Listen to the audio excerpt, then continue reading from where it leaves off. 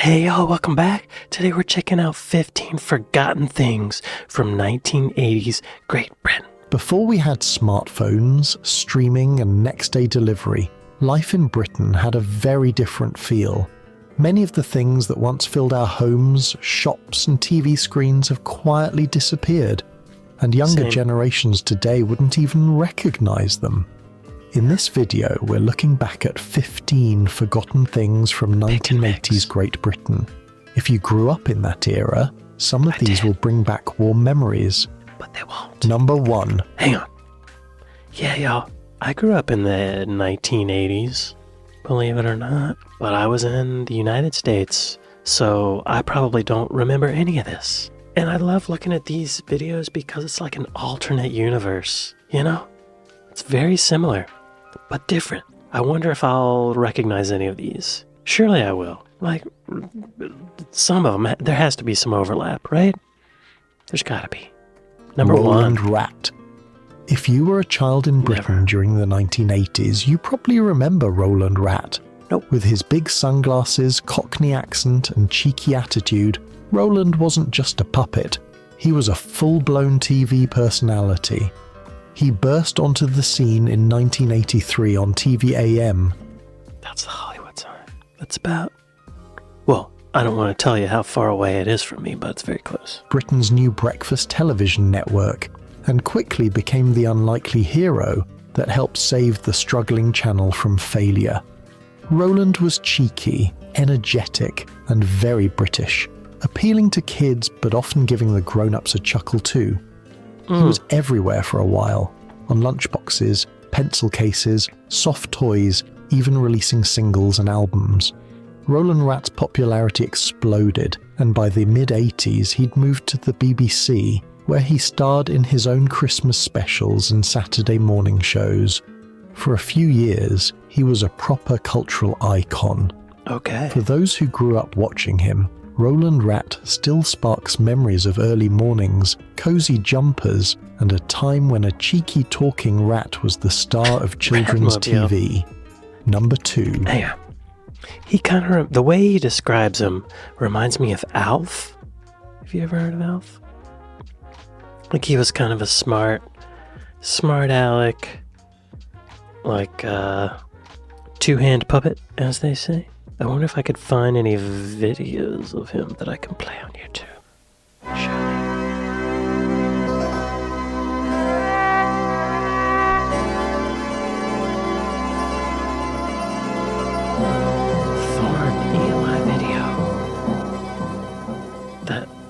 I've never seen that. Oh, for private home use only. You're in your home, right? We're all in our homes right now. Unauthorized copying. Okay. Probably will have to cut this out. Are we recording yet? Errol, it's a video started. We're recording, Roland. Get on with it. Ugh, typical. I've messed up the beginning now, haven't I? This is our first videotape. I wanted to get it right. But I'm pretty stupid when it comes to history, you know. Don't know much about...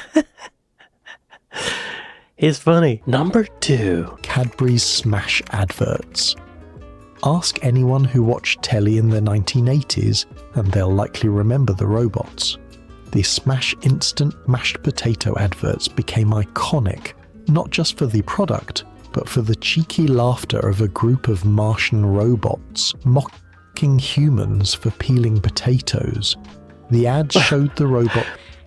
Something about that looks familiar. We did not have those ads, I'm pretty sure. But something about that thing looks familiar. Laughing as they watched humans go through the old-fashioned way of making mashed potatoes by hand.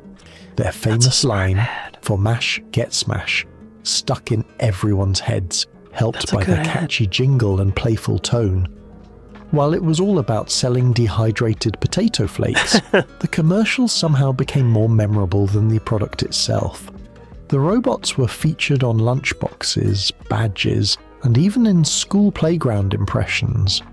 It's a perfect example of how a clever ad campaign could capture the imagination of a whole generation, and how something as simple as mashed potato could become part of pop culture.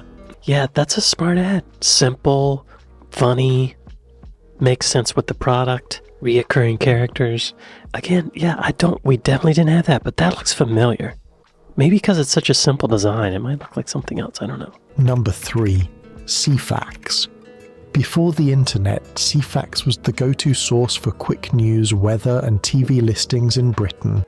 I've heard of that through watching these British culture videos, but we did not have that. We had nothing like that, as far as I know. But it looks awesome. I wish we had that. Launched by the BBC in the 1970s, it became a familiar part of daily life through the 1980s. You could flick through pages of simple text and basic graphics on your TV screen, getting updates whenever you wanted. Ceefax was especially handy for checking sports scores or the latest headlines, all without waiting for the next news bulletin. That's awesome. It felt like having a little slice of the future right in your living room. For many, the flickering pages and distinctive beeps are a nostalgic reminder of a time when TV was just beginning to become interactive. How did you navigate it? With like a TV remote control? It was reliable, straightforward, and something many families checked regularly, making it a quiet but important part of 1980s British life. Number 4. Well, yeah, I wish we had that. We didn't have anything like that. Nothing like that. Was there a United States equivalent, though? Was there a USA equivalent to UK's Ceefax? Although not as widespread or successful as the UK Ceefax, there were indeed several efforts to introduce similar teletext and videotext services in the US. Broadcast teletext? No. Videotext? No. No, we didn't have that. I envy that. SodaStream. Back in the 1980s, nothing said modern kitchen quite like a SodaStream machine, sitting proudly on the counter. Before flavoured fizzy drinks were sold in bulk at every supermarket, SodaStream brought the fun of making your own soft drinks right into British homes. You'd fill a plastic bottle with tap water, clip it into the machine, press the button to inject a satisfying blast of CO2, and then mix in your chosen flavour. Usually cola, lemonade, or orange. Kids loved the bubbles. Parents liked the convenience, and it quickly became a bit of a middle-class status symbol. SodaStream even had its own slogan that many people still remember: "Get busy with the fizzy." It summed up the excitement of creating your own drinks at home during a time when convenience gadgets were just starting to take hold. While the brand still exists today, the original 80s models belong firmly to the past. For many, SodaStream was more than just a kitchen appliance. It was a small, everyday pleasure that added a bit of fun to family life. Yeah, we definitely did not have that. If we did, I would have loved it. SodaStream. What? Oh, these are the mixes. Oh, they have like Pepsi, Mountain Dew, and name brand stuff. That's interesting. How do you, CO2. I was just going to ask, how do you get the CO2? Right. There's a canister. Okay. Yeah. Yeah, if I had that as a kid, I would probably be really fat today. It added a bit of fun to family life. Number 5. Buzby the BT mascot. Buzby was the cheerful cartoon bird who quickly became one of the most memorable mascots on British television.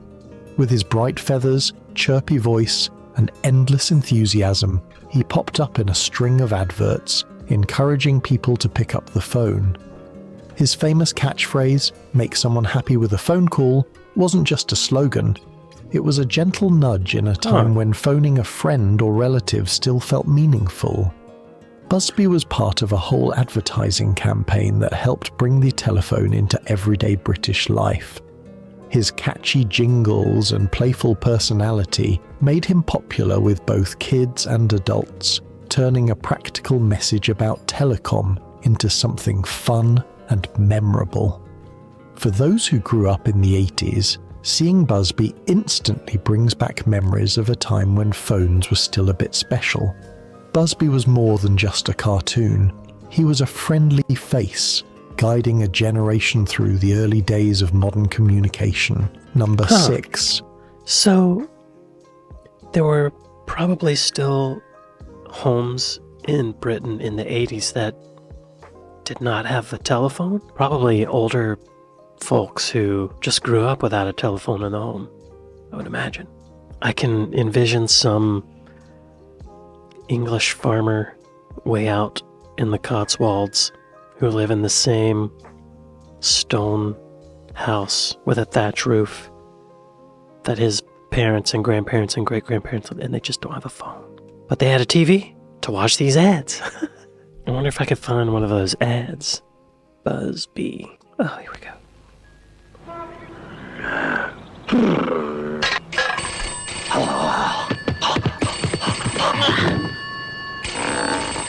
Boomtown, scrapyard. Hello, Hudson.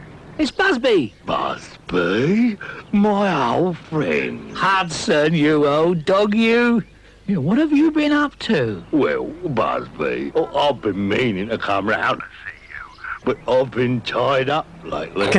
You rascal. Been chasing the milkman again? Well, And you know that cute little poodle up the road? yeah. He keeps asking about you. No. Funny. Cleverly written ad. Number 6. Kay's and Littlewood's catalogues. Before online shopping, Kay's and Littlewood's catalogues were a staple in many British homes. Oh, These wow. thick booklets were like treasure troves filled with clothes, household goods, toys, all neatly displayed with prices and ordering details. We had a Sears catalog and JCPenney catalog. Every few weeks, a new catalogue would arrive through the letterbox, and families would spend time browsing through the pages, circling items they wanted, and planning their next purchase. Yeah, you circle it. For Christmas, I used to go through those catalogs. I don't remember if it was JCPenney's or Sears or maybe both of them, but I would go through the toy section and circle what I wanted for Christmas. It was a simple, convenient way to shop. No shops to visit, no queues to wait in, just picking what you wanted and waiting for it to arrive by post or delivery van. Took forever though, For right? many, these catalogues were a key part of family life in the 1980s, especially for those living outside big cities or without easy access to high street stores. Yeah, Number that's 7. true. Yeah, I lived in a small town. Amazon's so convenient, isn't it? Kind of forget how annoying Christmas shopping used to be. I mean, it's still annoying, but at least if you don't have time to go somewhere to get something, you can have it delivered, right? Number 7. Rumbelows. Rumbelows was a familiar name on British high streets, known as the place to go for all things electrical. Whether you needed a new TV, a VCR, or a telephone, Rumbelows had it covered. Okay, trying to think of the United States equivalent. At first I thought Radio Shack, but Radio Shack was like where you go to get wiring and switches, batteries, and little like electronic components. I guess in the States it would probably be Sears or JCPenney again. The stores were department easy store. to spot, with their bright signs and friendly staff ready to help. For many in the 1980s, Rumbelows was the go-to spot for the latest gadgets and home tech. Though the company started earlier, it really grew during the 80s as more households embraced new technology. Rumbelows wasn't just about selling products, it also offered repair services and was known for its reliable customer support. That doesn't happen anymore, does it? Repair service? From a Walking store? into a Rumbelows store meant stepping into the future, where technology was becoming part of everyday life. For those who remember, Rumbelows represents a time when buying electronics felt exciting and personal, with staff who could explain how things worked. I guess in America, in the 80s, I was thinking like maybe Circuit City or Best Buy, but I feel like those came later than the 80s. In the 80s we had Radio Shack, like I mentioned, but what else? Sharper Image, but that was like novelty electronics. Yeah, I guess in the States it was also JCPenney and Sears department stores, right? Staff who could explain how things worked. Number 8. Woolworths Pick and Mix. The high street in the 1980s wasn't complete without Woolworths, and its legendary pick and mix counter made it a favourite stop for children. Rows of plastic tubs filled with jelly babies, cola bottles, foam bananas, licorice all sorts, and chocolate treats as far as the eye could see. It wasn't just about the sweets, it was about the freedom. You could choose exactly what you wanted, mix it how you liked, and weigh it at the end. It felt like a mini adventure every time. The pick and mix counter had a special place in Woolies. It was messy, colourful, and always buzzing with kids trying to get the most out of their pocket money. For many, it's one of the strongest memories tied to Woolworths itself. A paper bag full of sweets, chosen one by one on a Saturday afternoon. It was a small joy, but one that's hard to forget. Wow, I would have loved that when I was a kid. In the States, you can find that, but you have to go to like a candy store specifically, or maybe an ice cream store, some specific store. They don't have that at department stores, I don't think. Maybe they do now, but when I was a kid in the 80s, we didn't have that. I would have loved it. We had a candy aisle. You had to buy a whole bag or whatever. That looks fun. Number 9. Dot matrix printers. Number 9. Number 9. Dot matrix printers. Dot matrix printers were a common sight in homes and offices throughout the 1980s. Yeah. Unlike the smooth, quiet printers we have today, these machines were noisy and a bit rough around the edges, using tiny pins to strike an ink ribbon and create text and images on paper. Printing was slower, and the quality wasn't always perfect, but it got the job done. For many families and small businesses, owning a dot matrix printer was a step into the future. They made typing up letters, invoices, and school projects easier and more professional than handwriting everything. Yeah. Despite their quirks and the clattering sounds they made, dot matrix printers symbolized the start of the digital age in everyday life. Today they might seem outdated and bulky, but for those who grew up with them, dot matrix printers are a reminder of how technology slowly transformed how we work and communicate. Number 10. Wow. Yeah, y'all, I had a dot matrix printer. We just called them printers back then. Like, we didn't, like, they were dot matrix, but we just called them printers. Like, there was nothing other than that to distinguish them from other printers, right? At least not in my little kid's mind.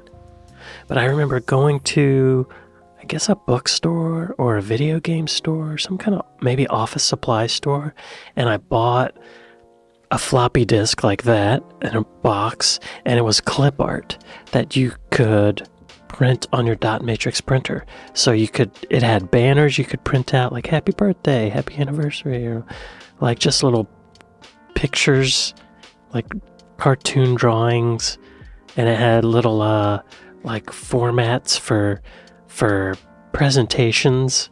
I was just a little kid. I didn't need that stuff. But I wanted it because I thought the printer was cool. And that was just me playing with the printer, watching the printer print stuff. You hit enter and it starts going and you see this picture forming over time. It was fun. It sounds so lame now, but it was fun. Number 10. TV closedown and the national anthem. Back in the 1980s, TV channels didn't run all night like they do today.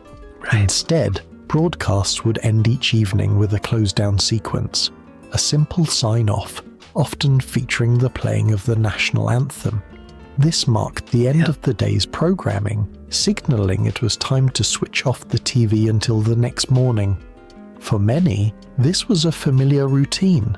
After the last show finished, the screen would fade to black or show a test card, and the national anthem would play as a final nod to the day.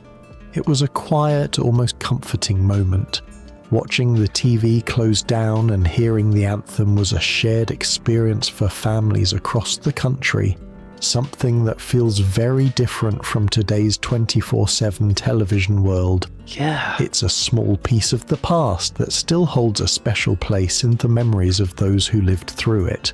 Wow. Yeah, we did that in the States. Kind of forget that the TV networks weren't going all night. Seems like a waste of time, right?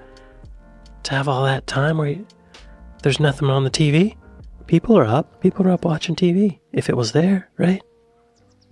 I am surprised that in Britain you all played the national anthem. I thought that was an American propaganda thing. I didn't think Britain would do that too. Very interesting. Number 11. Texas Home Care. Texas Home Care was a familiar name on British high streets in the 1980s, known as a go-to spot for anyone looking to improve or repair their home. Whether you were painting a room, fixing a leaky tap, or working in the garden, Texas Home Care stocked everything from tools and paint to timber and gardening supplies. I'm surprised. The stores had a simple, no-nonsense feel, making them a practical choice for families and hobbyists alike. It was the kind of place where weekend projects came to life, with aisles full of everything needed to tackle home repairs or improvements. Though the brand eventually disappeared after being bought out, Texas Home Care still holds a place in the memories of many who remember a time when looking after your own home was a hands-on, everyday part of life. Wow, we did not have Texas Home Care. And actually, I know we have Home Depot and Lowe's and that stuff now, but where I grew up, we had a locally owned hardware store. It was one hardware store. It was called Howland's. I think it's still there. It was not anything to write home about. Number 12. National Panasonic radio cassette players. What? National Panasonic radio cassette players National were a staple of 1980s Britain, offering a way to listen to music on the go or at home with style and convenience. These devices combined a portable radio with a cassette player, making it easy to enjoy your favorite tunes anywhere. Known for their solid build and reliable performance, Panasonic models were popular with music lovers of all ages. They weren't just gadgets, they were a part of daily life. From recording radio shows to playing mixtapes, these players brought music closer to people than ever before. For many, the sight of a national Panasonic radio cassette player instantly recalls afternoons spent listening to chart hits or swapping tapes with friends, a simple pleasure that defined the era. Wow. Yeah, we didn't have National Panasonic. We just had Panasonic. I didn't recognize any of these models either. I just got a warning about a wildfire. I think it's far away though. But I had a Radio Shack brand boombox. We call these boomboxes. I don't know what y'all call them, but National Panasonic. Is that like a Britain-specific Panasonic brand? National? It's a brand used by Panasonic Corporation to sell home appliances, personal appliances, and industrial appliances. Oh no, this Panasonic, that's what they called it, National Panasonic, okay. Oh, Technics. I had a Technics boombox, I think. They never officially used the national name in the United States, that's why. I wonder why. But yeah, man, a boombox like that. I felt so free whenever I got one for Christmas when I was a little kid, and I would record Rick D's Top 40 on a cassette, a radio coming in and record the cassette and then listen to that. I think it came on Sunday evenings, and I would go to Kmart and buy tapes, cassette tapes, and they would run out, they would get caught up in the mechanics of it. It sucked. But yeah, what memories. Number 13, Only Fools and Horses. Oh, the Only TV Fools show. and Horses is one of the most iconic British sitcoms of the 1980s. I only know about this because of watching these videos. We had Sanford & Son, which was the American recreation of this, I think. Right? Capturing the spirit and humour of working class life No. in London's... I'm wrong. It's not Sanford & Son. It was something Toe and Son. Steptoe and Son. Okay, yeah. Right. But only Fools and Horses. Did we have a version of that? I don't think we did. Kings of Van Nuys, but it never aired. So they tried to make it. It didn't work out, though. East End. Following the misadventures of Del Boy, Rodney and their family, the show combined sharp wit with heartfelt moments, making it a favourite for millions. The series was known for its memorable catchphrases, unforgettable characters, and classic episodes that still resonate today. It wasn't just a comedy, it was a reflection of the hopes, struggles, and dreams of everyday people during the decade.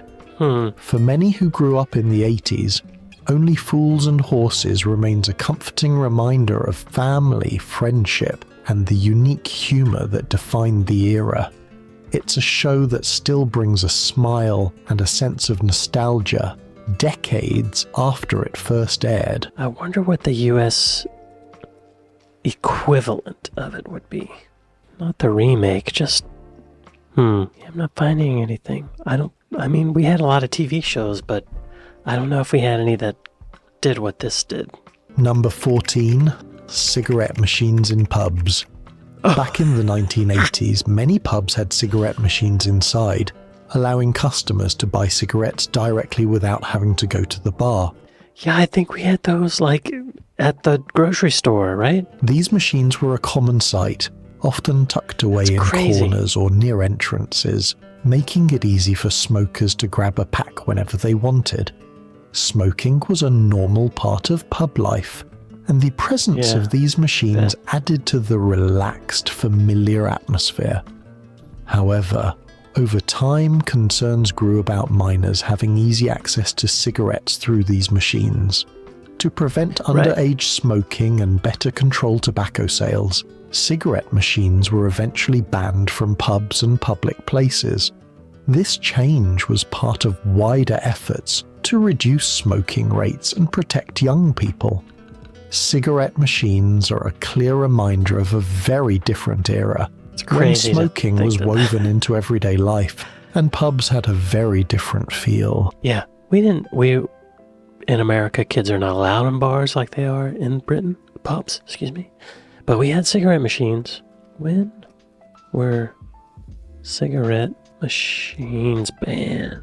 Cigarette vending machines were largely phased out in the United States due to concentration, blah, blah, blah, blah, blah, blah. In the late 1980s, a federal ban on sales in most locations took effect in 2010. More recent than I thought. Yeah, crazy that was a thing, isn't it? When I was a little kid, I never took advantage of that privilege. I wish I did. Tupperware parties. Tupperware parties were a staple of social life in 1980s Britain. Yeah, we had These gatherings weren't just about buying plastic containers. They were a chance for friends and neighbours to come together, chat, and enjoy a relaxed afternoon or evening in someone's home. The host would showcase a range of colourful, handy storage products, demonstrating how they could keep kitchens organised and food fresh. For many, Tupperware parties were about more than just shopping. They were a way to connect, share tips, and enjoy a break from the everyday routine. The idea of buying through a friendly face rather than a shop made the experience feel personal and fun. It was a uniquely 80s way of blending socialising with shopping, something that doesn't happen as much today. Looking back, these parties bring a warm sense of nostalgia, reminding people of simpler times when meeting up at home was as much about friendship as it was about finding practical household solutions. Wow.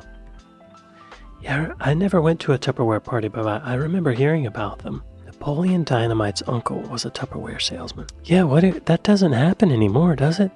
I feel like now, if someone comes to your house and tries to sell you something, it's like probably a scam, right? While finding a specific Tupperware party happening today in your immediate vicinity of Los Feliz might be challenging, here's what the search engine suggests.